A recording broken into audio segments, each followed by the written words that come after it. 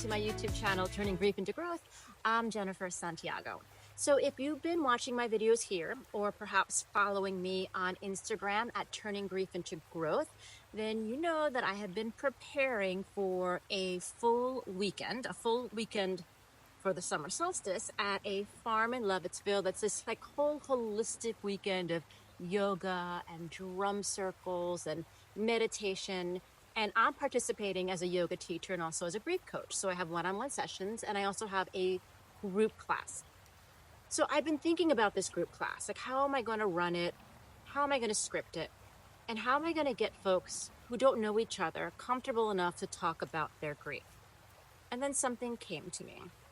I decided to ask everyone to bring an object, a picture, a letter, something that reminds them of their loved one, their loss, or their grief. So, number one, objects ground us. You know, grief can feel so intangible, so hard to describe, like it floats above and around us.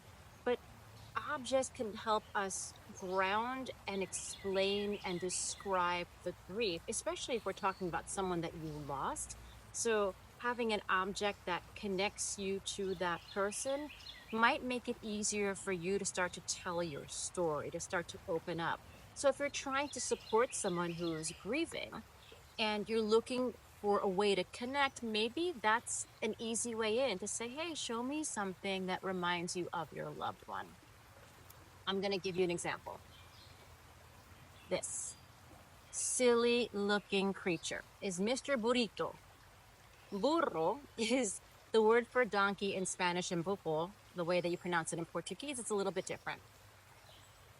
This guy has been with me for 10 years. It is like the ugliest creature on the planet. I didn't want this to begin with, but my fiancé, Felipe, who passed 10 years ago, fell in love with Mr. Burrito at I think it was Embu do Archis near Sao Paulo in Brazil. I think that's where we found him. So Felipe insisted that we bring him home, and he has decorated my shelves from Brazil to Belize to Jordan to Tel Aviv to Pakistan and now to DC. Now granted, he's been in a closet lately, but he's been with me. But here's my point. If someone had asked me to show them an object that reminded me of my loss or my grief, I'd bring them this, and God, we would have a laugh, because this so perfectly allows me to describe Felipe. Just the joy, the silliness. And now 10 years later, after losing him, I can look at Mr. Burrito and laugh at him. Oh my God, he's so ugly. I can laugh at it. But that object reminds me of my loss and allows me to talk about it. So that's number one. Okay, number two.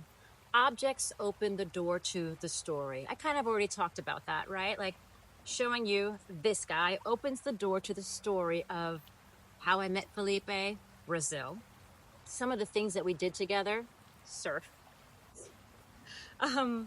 Well, I take that back. He surfed, I watched, I tried to surf. But it allows you to begin to explain to the other what your loss meant to you. And look, grief is not just about losing people, right? Like grief might be losing a job. All right, and number three, objects make love visible.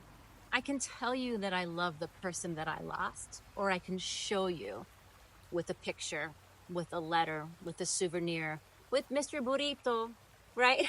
I can show you that this person meant something to me, and let this tell the story. And also you can hold it, right? There's something magical about passing the object around, about ritualizing loss and grief and sharing.